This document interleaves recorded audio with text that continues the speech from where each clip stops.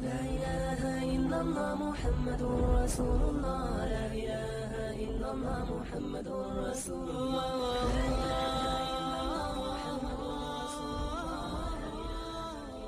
अस्सलाम वालेकुम दोस्तों, चैनल को सब्सक्राइब कर दीजिए और साथ में बेल बटन।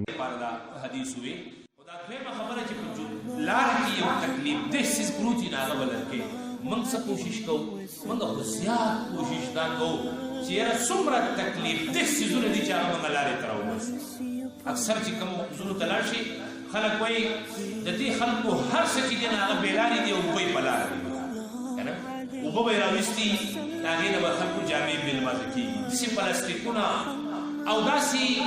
تکلیف عذاب چیزونه بابا د ده په دروازه په مخ کې پراتي چې څومره ښځلې را به یې راوړي د دروازې مخې ته به یې اچولي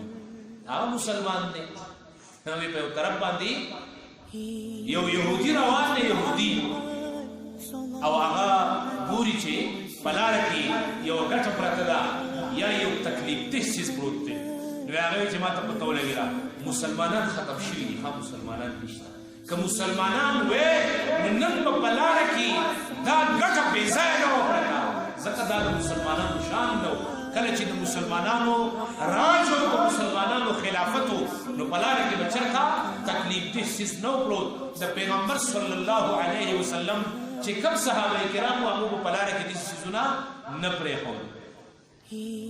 و اماطة الاذى عن الطریق هر هغه څیز چې په هغې باندې خلکو ته تکلیف رسي او ته یې لارې ته راوباسي څومره کوشش خلک کوي چې انچه په انچه باندې خپل ځمکه لاندې کړي داسې نه چې ورنګه زه لارې ته یو بس کې یو ګوټ نیم خو ورته زه لارې ته پرېږدم مګر نه داسې څوک نه کوي یا زه د لارې نه د الله خدای په بل طرف باندې کوم دا خو یو ورځ را روانه ده په هغه ورځ باندې به حساب او کتاب کېږي او درېیم څیز پیغمبر صلی الله علیه